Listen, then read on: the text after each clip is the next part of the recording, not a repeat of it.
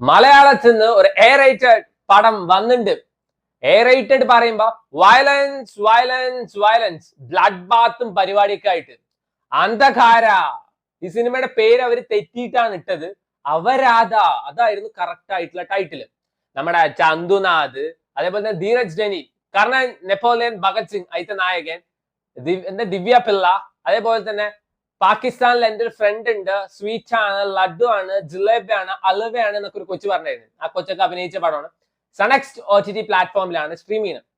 ചന്തുനാഥിന്റെ പടമായിട്ട് മാത്രമാണ് ഞാൻ കണ്ടത്. എനിക്ക് ഭയങ്കര ഇഷ്ടമാണ് ആളെ. പക്ഷെ സൺനെക്സ്റ്റ് OTT പ്ലാറ്റ്ഫോം ഇപ്പൊ മനോരമ മാക്സിന് പഠിക്കുകയാണെന്ന് ഞാൻ അറിഞ്ഞില്ല.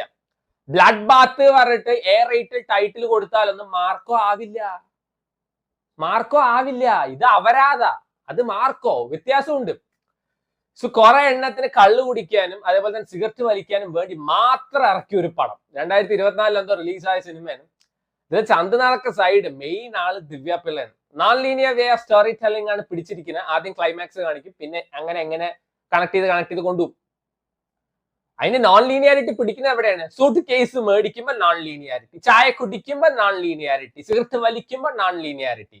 ദിവ്യ പിള്ള ഇതിൽ ഡബിളിഷ് ക്യാരക്ടറാണ്. പക്ഷെ കണ്ട ക്യൂട്ടായിട്ടാ തോന്നുന്നത്. ദിവ്യ പിള്ള എനിക്ക് ഭയങ്കര ഇഷ്ടം കേട്ടോ. എയ്സ് പറഞ്ഞ വിജയ് സേതുപതിയുടെ പടം കണ്ടതിന് ശേഷം എനിക്ക് ഭയങ്കര ഇഷ്ടമായി. ഇത് കിഡു ക്യാരക്ടർ ആയിരുന്നു. ഇതിലൊരു പെർഫോമൻസ് ഉണ്ട്, മെജിക്കൽ മിറാക്കിൾ, എജാതി പെർഫോമൻസ്.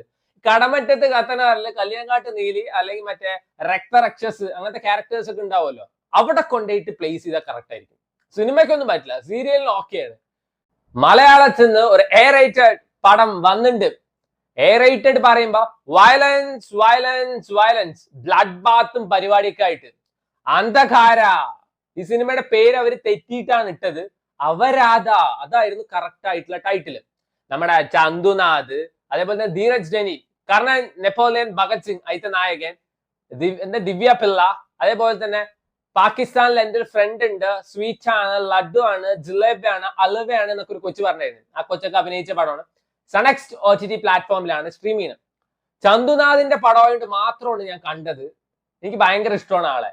പക്ഷെ സൺനെക്സ്റ്റ് OTT പ്ലാറ്റ്ഫോം ഇപ്പൊ മനോരമ മാക്സിന് പഠിക്കുകയാണെന്ന് ഞാൻ അറിഞ്ഞില്ല. ബ്ലഡ് ബാത്ത് പറഞ്ഞിട്ട് എ റേറ്റഡ് ടൈറ്റിൽ കൊടുത്താലൊന്നും മാർക്കോ ആവില്ല.